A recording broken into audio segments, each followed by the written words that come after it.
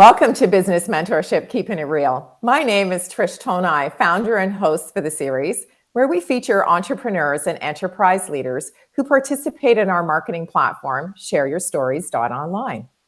Today, I'd like to introduce you to Precious Fuller, who is the founder and CEO of Equanimity Partners.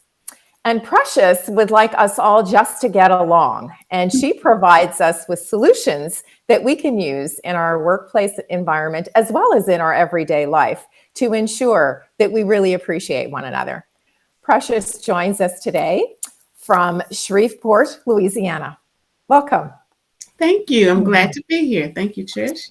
You know, I really loved your story, Precious, because, you use some really great buzzwords, and one of them is the human family. So I thought we would start with you giving us a little bit of an idea or a description of how you would sort of describe what our human family is. Okay. Our human family consists of everyone who is human. We are all people. That is the species that we are. And we're one. We are one unit. We are one species. You have people in the animal kingdom. We're the Homo sapiens, as some term us. You have giraffes and those in safari. We have butterflies and other insects. We are people. We are one. There are no distinctions other than what we create. And they are just what we create. So there are really no distinctions because we're not the standard. We do not get to determine. We didn't create ourselves, so we can't determine the divisions as far as them being valid. Right. So, I understand that one of the things that you would do in the onboarding process with your clients is talk about some of the challenges that they may be having in terms of teams getting along. So if you were going to provide, say, a questionnaire or try to gather some information from some of the folks that you work with, what would be some of the things that you'd be looking for in order to be able to provide solutions to their challenges? Well, I'll say, let's start with the role currently of Chief Diversity Officer that a lot of organizations are seeking. Yes. There are people who have a general knowledge somewhat of the term and of diversity and the importance of it, but they don't really even know how to begin a conversation. And they may be ashamed that they don't. So they may have the desire for more, but are such novices, they don't even know how to reach for more. So their ignorance in that area is a hindrance to gaining more knowledge. Then you may have people who they do have some knowledge and some desire to work in a space that's conducive to all. However, they don't always have the funding for a full-time someone. So they need some support again. And they need someone who is gracious and caring to help them along the way, not where they will feel critiqued and criticized and defensive. And not even being willing to go forward. And then you have those who are further along, but they need the collaboration and support. And maybe one person that they have in that space. And that's a lot for one person. But as far as some of the challenges beyond that, we can go as basic as in your home, children bicker because we see the world differently. And on top of that, we have different personalities. No two are the same, just like no two fingerprints are the same. So conflict, or let's say challenge in relationships, is part of almost part of life, right? Yeah, it is. Yeah. It's not a deal breaker, though. It doesn't have to be. It can be resolved, just like children and generally healthy families can find a way to play together again. Sometimes spouses can talk again after being irritated, after you've gone away to work and you come back, okay, you're not so bad. I don't know. The thing is, it's part of it. It doesn't have to be so scary. We just have to be mature, responsible, and have some strategies to manage those times when they arrive. I think what's really important in the workplace environment, and you touched on some really important qualities, and that is, I think we're afraid. We don't want to make a mistake. We don't want to trip over our own words and make a situation worse when we're just trying to make it better. And so, if you could give someone a quick piece of it, something that they could use to pause before they start the conversation, that maybe gives everybody a little bit of confidence and sort of gracious. Yeah, you're right. I'm sorry. I like what you said about pause. Sometimes pause, care, So you want to assess the situation. You want to care. You come from a space of caring because what you know doesn't matter as Right. much as how it's shared based on the motivation. Is it out of care? And then maybe don't take yourself too seriously. Oh, We isn't that the mess up truth? sometimes. We put Yeah. our foot in our mouths. And let's say Mhm. even in the role that I'm in right now with you, anytime you speak and someone wants to hear what you have to say, well, that's a good thing, maybe. But there are times if you continue to speak, someone will have conflict with that. And there are times it might be on their end, but there are times maybe you could have said that differently. Maybe you didn't need it at all, or maybe you Mhm. needed to say what you didn't say. Who gets it right 100% of the time? Yeah. Perfection doesn't exist, but Yeah. yet we act as if it does, and we punish ourselves when we aren't. So then we just don't even start. No need to Yeah. start. Stay in your own camps. That's not effective. That's not healthy. And the point is pause, care, and try not to take ourselves too seriously. You Our know, those are really, really, really good pieces of advice because, I think that certainly when I've spoke to folks who are in corporate environments, and you're absolutely right. We do not get it right 100% of the time. We are going to stumble and we are going to fall, and we have to be able to admit. I would have to say that maybe one of the biggest challenges is admitting that we made a mistake. Absolutely. And Absolutely. so, even in solving challenges, sometimes the best approach is to say, "I'm really sorry, I made a mistake. I hope I didn't hurt your feelings, but can we talk about this?" Absolutely. Because to me, what you've come from is humility. I'm sorry. Go ahead. Right. Finish your thought. Yeah, no, that's very true. Humility is really important. So, from an organizational development standpoint, because I know that you have a lot of experience working with folks in the not-for-profit sector, working in the corporate environment, and as an organized person who got education in organizational behavior, you clearly have the tools at your disposal that you can use to help mitigate some of those situations.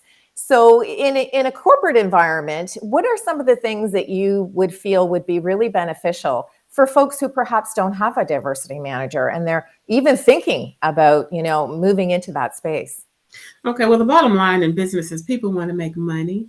They want to Mhm, look good within their community mhm, because they want to attract more so they can mhm. make more money. The best ways to do that really are through human ways of caring and sharing about others. So if you create an environment that people are able to thrive and grow, they desire to be there, there's less turnover, there's more innovation, there's psychological safety. Um, you have created the growth, the ground, the soil for all of what you actually want. Right.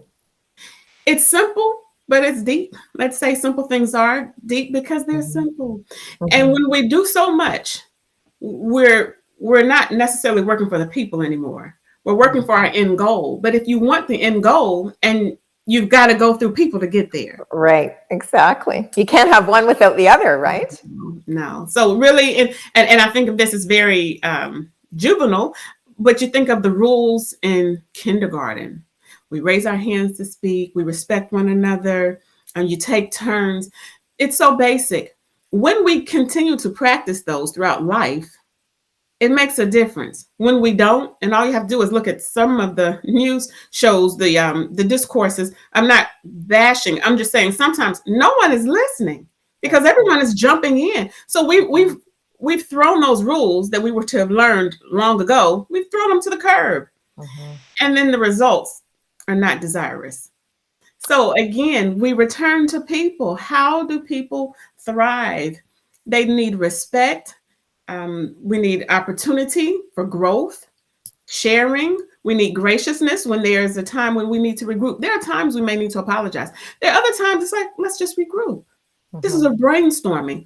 We tried this, we looked at this, we weren't wrong for it, trying it. That's how we've learned that we need to try another approach or we need to add some pieces in here. So it's again, I'm going to, take yourselves too seriously. We're just people, folks. We're just people. We have human error, but we also have human genius.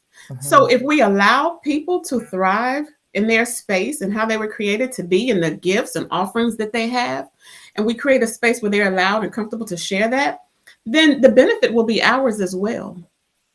I love your point about brainstorming because sometimes, when the creative minds get together and we're in a relaxed atmosphere and we give each person the opportunity to share their own voice, it's amazing what wonderful things can come from that. So would you be an individual that would help facilitate one of those brainstorm sessions within a corporate environment?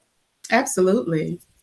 Absolutely. So how would you so I'm sitting in the room and I'm not sharing, which is very unusual would be for me. How would you try to draw out the folks that are perhaps sitting in the sidelines and maybe not participating because they're feeling a little apprehensive? Maybe it's their first brainstorm session as a company. So is there a tool or something that you would use in your own tool chest that you would be able to get some more of that conversation happening? Because I think that's really the basis for success is speaking, right? Right. This is valuable. Again, the tools are, the bottom line is relationship. Right. So the relationship that I would have with the person who invited me in, that would give me some fuel to know which direction, how, what needs to be done, the pre-work. What has he done? Is it, or he or she, is the environment psychologically safe? If people don't feel safe, they're not going to speak. There are introverts and there are extroverts, and we don't have to switch places and switch roles. However, we can still contribute when we feel safe to do so, when we feel that what we have to share matters and is desired. Right. It's hard to resist that. If someone desires what you have because they value you and they ask, sometimes you can pause. Trish, what do you think about that? I don't know. It doesn't have to be deep again. It's simple yet. Well, it is deep in the sense, but it's not complicated. Right. So a lot would be determined before we jumped into the brainstorming session, possibly. And depending on how that goes, would really reveal a lot of what the environment is about when I'm not there. Excuse me. What is normal? How safe are people? And if they're not comfortable, even if I say, what are your thoughts? It's going to be a limited version of what those thoughts really are, because people are not going to give their whole selves when they feel their whole selves are not welcomed, their whole selves are not safe, or their whole selves are not comfortable. So you can't force that, but you can create an environment that warrants it. You know what I think that would be of real benefit based on just the conversation and the information that you've shared with us today, Precious, is that you have a way of giving folks an opportunity to trust you. Mm-hmm. Because you can tell that you're coming from an authentic place and that you truly are trying to help people find solutions to some of the challenges. So I think perhaps one of your gifts is being able to create a safe space for people to trust.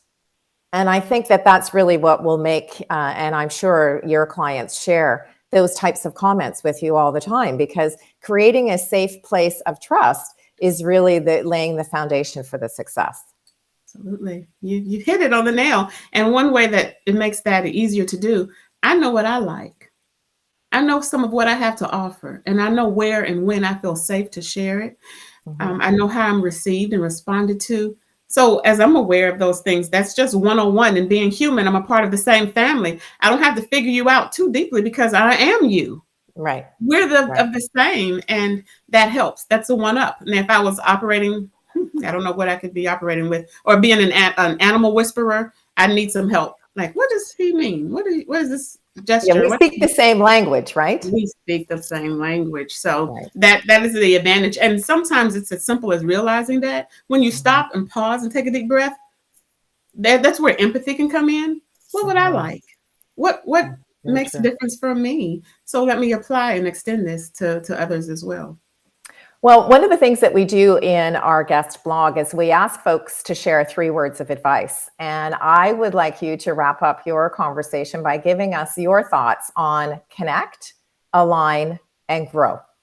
Right. Thank you for that. Connect, align, and grow. Well, connect. Sorry. Like something's in my eye. The connect part is simple in that it's not, but it is. It's about connections and relationships again. And the ability you have to do that it has results, good or bad.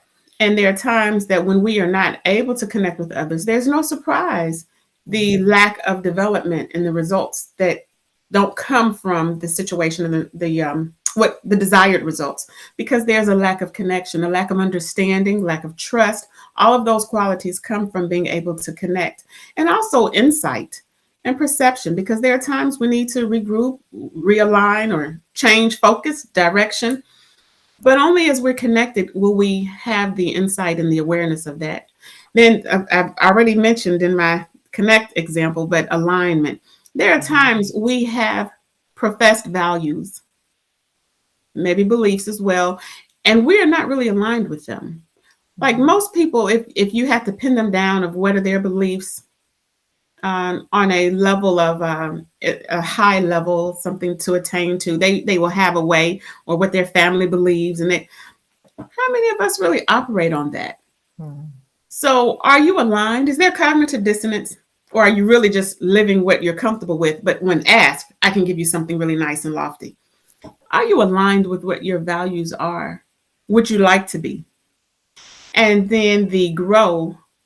We want to grow. Well, in some ways we grow anyway, because we're not the same as we were at 2, at 12, at 22, because our bodies are going to continue to grow. But our mental growth and development, a lot of that's up to us. You know, you can have exposure, because the longer you live, the more you've seen, or you maybe seen the same things more often. But the messages you take from that, the applications you give it, the humility that you can give to yourself to allow yourself to hear others, because there are times we hear just because we're not deaf, but we're not listening. We don't care, not enough to implement helpful practices, better interactions. So growth is a choice. On the level that I'm speaking of, is valuable, and it has results and dividends that are unmatched and immeasurable. However, it is a choice as well. So I believe it's important to actually connect on a level with the people. Because you can't connect with an inanimate object anyway, if we can remember that. So connect actually with people. Make sure you're aligned to what you can go to sleep with at night. You know, can you have a good conscience on what you're aligned with? What do your actions reveal that you're actually aligned with? And then as also the growth will come, some level of it comes automatically as long as we live. But the other part is we have to choose, and the results again are immeasurable. That's very true. Well, thank you very much. I want to thank you for joining me today as part of Business Mentorship, Keeping It Real, because I think that the information that you've given us, especially the thought process on taking a pause before we proceed, is probably the best advice that we can give to anyone in a conflict situation. So I'd like to thank you so much for joining me today. Thank you, Trish. I appreciate it. And to you, our viewing and listening audience, I'd like to thank you for joining us in this edition of Business Mentorship, Keeping It Real, where we've introduced you to the person behind the logo. And if you are interested in sharing your story, please visit us at shareyourstories.online. Thank you.